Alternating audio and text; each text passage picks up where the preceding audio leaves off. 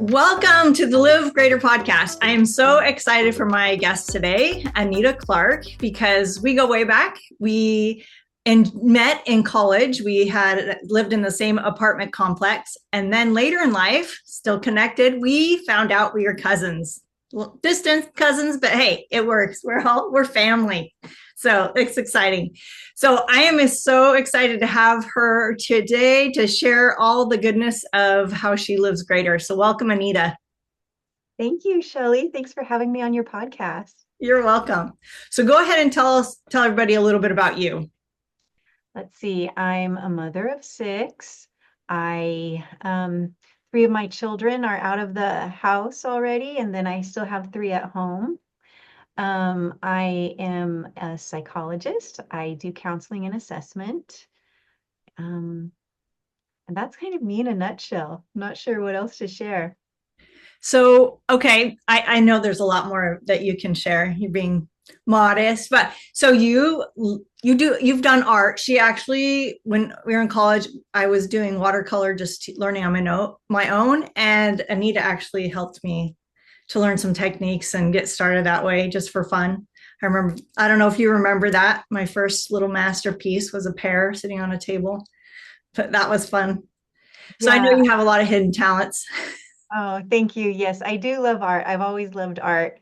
And now the most I do right now is chalk festivals. And Oh, cool. I even gotten my kids in on that, and they're doing chalk festivals now too, but it's really fun. How'd you get started doing that? I have a friend who is an art teacher, Okay. and she was doing, I think it's called E Madonari in Santa Barbara. And she invited me to come with her and some of her art students to work on a um, Mary, Okay. Virgin Mary, work of art in chalk. And so I went and helped her with that, and it was just so fun. I brought my daughter Soraya, and we worked on that. And then we have a little local chalk festival in our town, and so we do that almost every year now. That's And awesome. yeah, so That sounds fun. Soraya even does it, and she's done at least one in Utah, but it's pretty fun. And she's just doing it for fun? Yes, just for fun. Yeah, that's so cool. That's great.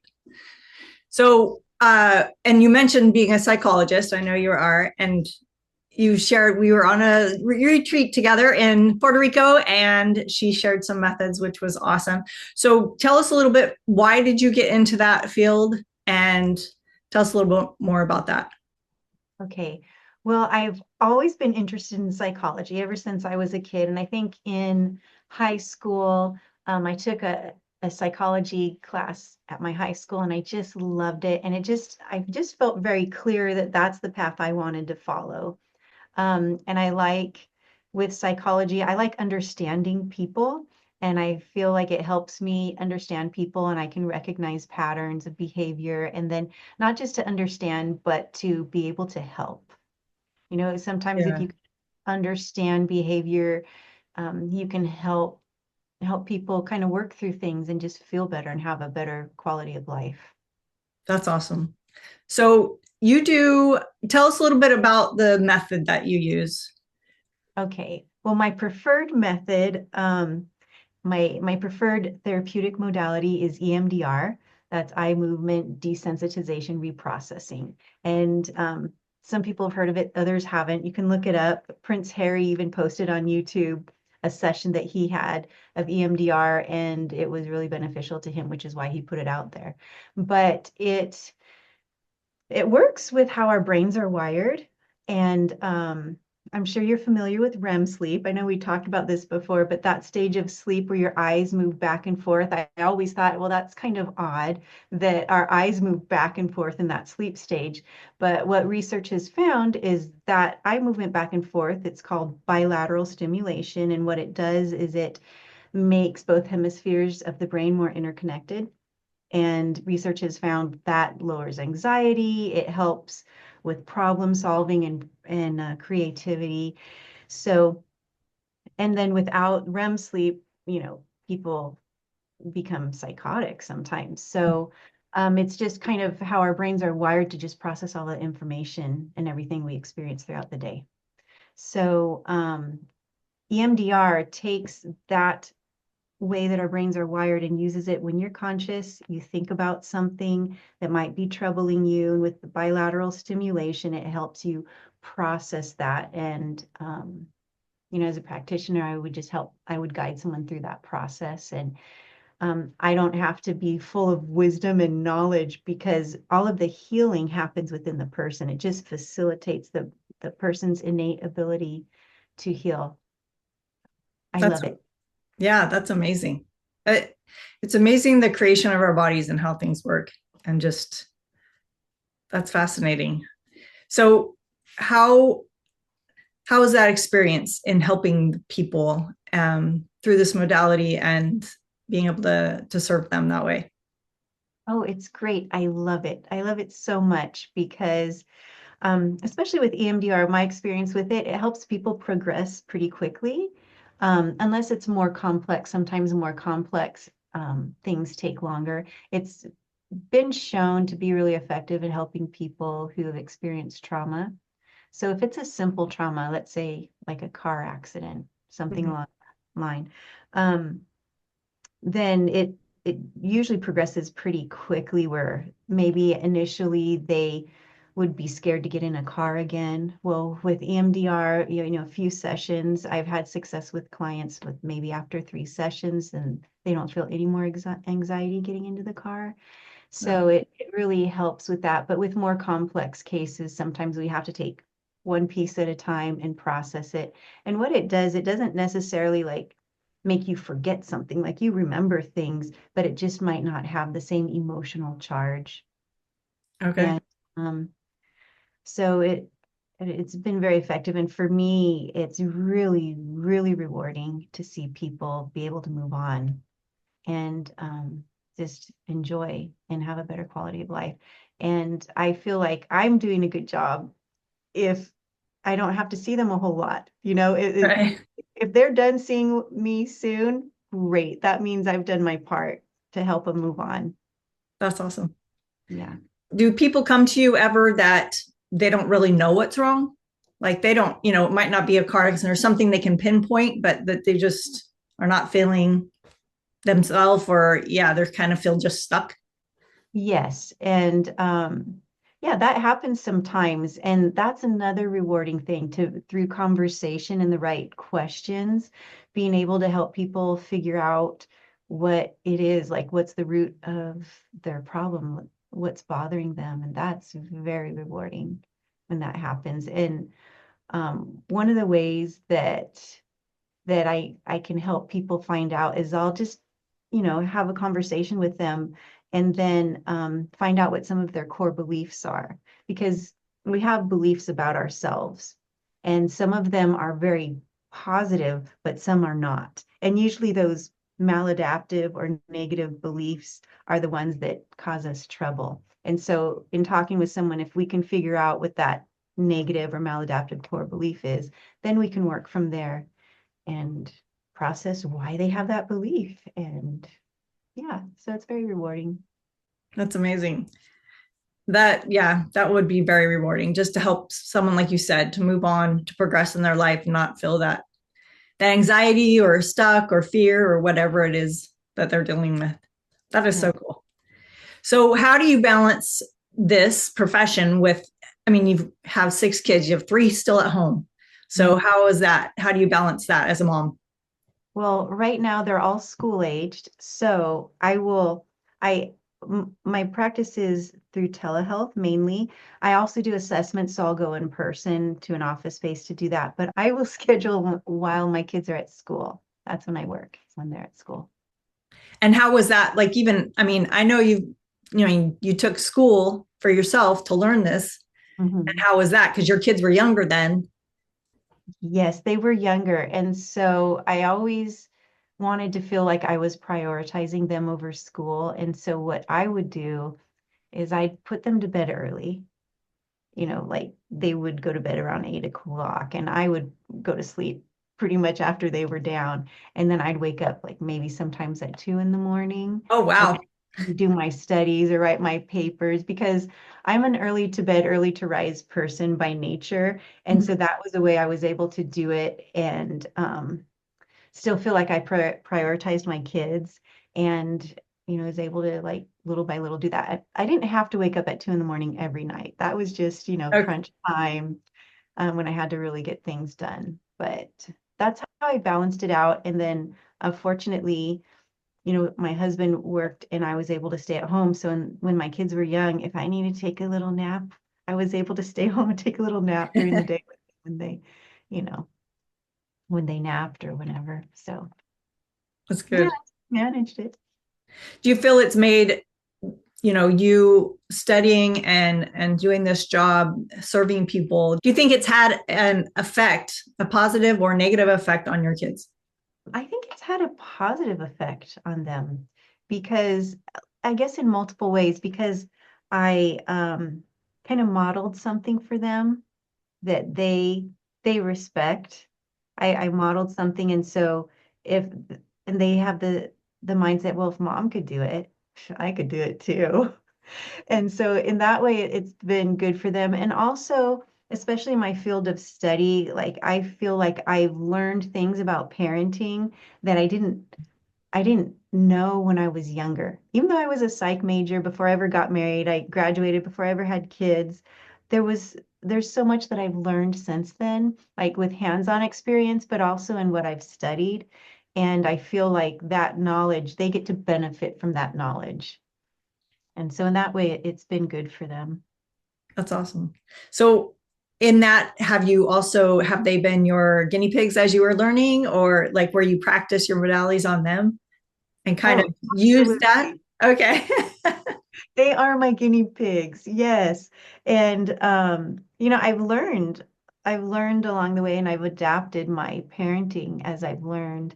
But you know, one of the things I've learned is how important positive parenting is. That's so much more, the reward and connection with them is so much more important and powerful than any kind of consequences for behavior. And I noticed like either my last three kids are a lot more obedient or I'm just a lot better of a parent. Like I rarely have to get after them. It's not, they're normal kids, but maybe my parenting has shifted where it's a lot more positive. Can you give an example of that? I just remember like my older kids when they were younger, they had to go to timeout a little bit more often and things of that nature. Whereas um I don't know if my youngest has ever been put in timeout ever, but it's not really a part of the parenting. And Uh, I say this, every parent is different, and maybe your child needs a timeout, or maybe you need a timeout. Timeout isn't necessarily punishment. It's just I need to take a break. So it's not that that's a bad thing to do. It's just I notice less of that type of parenting and more of the positive parenting. and what would you like for the positive parenting instead? How would you guide a situation or direct it so it's positive and not you're in timeout? Okay, so it's right now my kids are like a little older, Mhm. so When they an were younger, example maybe. when they were younger. Okay, maybe just a focus on the positive behavior, like an intentional focus on, wow, I really like how you were able to tell your brother that you didn't like that. I like how you used your words, or catching them doing good things like, oh, I saw that you picked that up without being asked. Thank you so much. I really appreciate that. That sort of thing. I'm trying to think of like a current situation, and it would be like a similar thing. Maybe there was a little conflict between siblings, and then I would kind of guide that discussion if they're having trouble communicating well and guide that into like, well, how can you make it right and that sort of thing. But there's not real punishment involved with that. Just kind of Mhm. help process things in an appropriate way. Yeah, it sounds like your experience from being a psychologist has come into play to really help maybe facilitate more and not be that judge as a parent, right? the Yes. facilitator. Yeah, I like that description of it. I think that's accurate rather than a judge, more of a facilitator. Yeah. It probably helps them to be able to resolve more on their own because they're learning those skills. I think so. And I've gotten feedback even from my older kids that that's not normal. The way we handled discussions, she's like, Mom, where'd you come up with that? That was not normal because people aren't, they're not used to that and having a mediator and discussing things like that. I don't know. All I know is what we experienced, but um That's great. That's nice to have that positive feedback from your older kids, right? yes, no, don't get me wrong. I haven't gotten great feedback all the time. At least as far as that, for sure. For sure. You're human, right? So Yes. so what are some ways that you feel that you live greater? The way I understand living greater, it's kind of living to your potential a little more. And for me, part of that is learning and growing. And so I am always trying to learn on many levels. In my profession, I'm always trying to learn because there are treatment modalities that I'm not familiar with that might be effective, more effective with the client than, let's say, EMDR, or cognitive behavioral therapy, which is another one I'm familiar with, and use. But so I'm always learning, I'm always trying to learn new modalities that would be better tools, like more tools in my pocket to help my clients. And then also on a spiritual level, I'm always learning and growing with that, through study and prayer and fasting and all of the good things that we're supposed to do. I'm always learning. And even interpersonally, I feel like I am still learning social skills. Like I am still learning how to interact better with people. One of the nice things about my profession is I get to talk to people all the time. So I get Mhm. to work on these skills all the time and help people feel heard and understood. And yeah, it's just that those are just some ways I'm always trying to learn. That's awesome. Yeah, I think that's what we're here in this life for, right? Is to learn and progress. And there's always something more to learn. I think the more you learn, the more you realize you don't know, right? So there's always stuff to learn. And I love how you're learning from all your experiences and just honing in on your communication or whatever it is that it's going to help you. So what are some things outside of so what do you like to do for fun, like outside of work and stuff? I know work is fun for you. What Yes. outside of work, what kind of things do you like to do for fun that you feel helps you to live greater too? Well, I like attending a book club. Okay. I love having these books that I will read or listen to, and then meeting with other ladies and discussing all the fun things that come out of the books. So that's really fun for me. Another thing I enjoy is hiking. I love hiking, getting out in nature, and sometimes I'll take my dog with me, and it's just nice. It feels good to be out there getting exercise, but it doesn't quite feel like exercise because it's pleasant. Yeah. That's my take on exercise. Um, and then something else I've done, I haven't done a whole lot yet, but there's two things I've kind of started more recently, but I haven't done a whole lot yet. And one is paddle boarding. I Oh, like to uh-huh. paddle boarding out in the ocean. Um, and then also boogie boarding. I like boogie boarding. Awesome. Yeah. And where we live, the water is very cold. So, but I have a wetsuit now, and that just kind of opened up a new world for me. So it's get in the water and boogie board now. But yeah, it's fun. Those are a few things I enjoy. That's good. I want to Oh, ask just you. thrifting. I can't leave off thrifting. I love thrifting. Oh yeah, thrifting. Okay. Yeah, thrifting is fun. You can find some good stuff. Yes. Thinking about what you said first about the book club and stuff, and just talking to women, just the communication theme with you, and just why is communication important for you, or why do you think it's important for everyone actually? Yeah. Well, I think it is important for everyone because That is, I mean, we are social creatures, right? Yeah. We are made to interact with one another. And everybody needs, like for our mental health, we need to have a sense of belonging.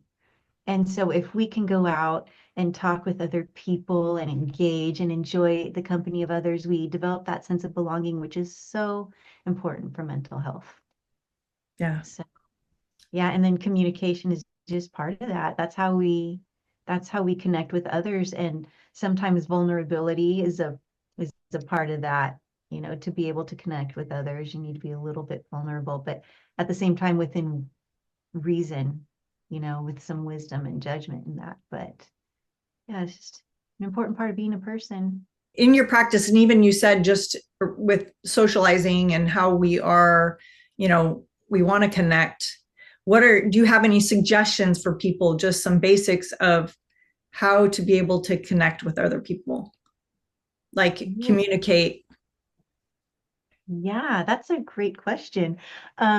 So there are some basic skills that we really all benefit from. One is being a good listener. Mm, And when someone is telling you something, like maybe reflective listening so that they know they're being heard. But that's just a normal conversation. But then also, if there's a disagreement, we need to be able to just like remain calm and just kind of have the other person feel heard. I think many times we have that natural impulse to defend. mm, When we do that, when our brain is focused on what are we going to say, we're not listening. And so if we take a minute to like really listen, and even if we don't agree with what the other person is saying, maybe reflecting back to them. So you feel this way because of this. And then if it's possible and if you can genuinely do it, show some empathy. I understand. I think in if I was in your situation, I would have thought the same thing or I would have felt the same thing. It has to be genuine. You can't be fake about anything. You've got to be absolutely authentic. But if you can be a good listener, reflective listening, show some empathy, um, you know, I think those are good skills to start with um, for listening. And something I always like to talk about, and I talk about with a lot of clients, is being assertive. There's different types of communication, and there's aggressive, assertive, and passive communication. And so, you know, aggressive communication damages relationships. That's yelling, that's saying unkind things. And nobody likes that. I think maybe we've all been in a conversation with someone who's been aggressive towards us and mm, it doesn't feel good, or maybe we've been aggressive and that doesn't feel good either. And then passive on the other end of the spectrum with that, um, that is just not being able to set boundaries for other people and letting people kind of walk all over you. And that's not good for relationships either because people don't respect you. right. And it's very depressing to be passive. If you're in a relationship with someone and you're really depressed and you look at your behavior, if you're being very passive, then you know that might be why you're depressed. And then right in the middle is assertive, which means you're respectful of other people's boundaries, but you also have them respect your boundaries. And that's where we want to be most of the time. There are situations where we do need to be aggressive in our communication. This is like it will be to our benefit. Like if we're in a bad situation, we might need to be aggressive, or there might be a situation where being passive gets us out of the situation safely. Hmm. You know, so there are extremes where you need to be either aggressive or passive, but generally speaking, assertiveness right in the middle, that feels good. And for some of us who might be a little more passive by nature, it might take a little energy to be assertive, but it feels good when we do that. And then that person that, hopefully is respecting that. But I loved what you said before about listening, and then the reflective Mhm. communication. And I think that is really lacking in our society more and more, is just people not listening and not understanding or not, they just want to be that assertive all the time. They don't want to see the other side, which I think is helpful. See, as you were talking, it made me think of how if you are reflecting and saying, oh, is this what you are meaning? This is what I understood from it, can help. Oh, no, that's not what I was talking about. And it can deflect the whole thing right then and just have a better understanding with one another. One thing I want to interject a little bit is, and conversations aren't about winning. Yeah. They're not about winning. That mentality has to go out the window. Conversations are about connecting. That's good. So. Yeah. Yeah. The ego has to take a back seat. Yes. Or leave the room, I guess. Yeah. Yeah. Yeah. I think when you're wanting to have that understanding and not wanting to win, like you're saying about connecting, yeah, that really can change the whole dynamics of the conversation. Just thinking about that. That's really good. There's a good book called Ego is the Enemy. Okay. And that's it. You mentioned ego. It's like, yeah, that applies to a lot of circumstances in life. And so, yeah, I would recommend that book if anyone's interested. Ego is the Enemy. Okay. By Ryan Holiday. Okay. Perfect. So is there anything else that you would like to share before we close? I'm just really grateful to have had this opportunity to be able to share some of my thoughts and with you and some of the things I've learned. And yeah, so thank you so much for having me, Shelley.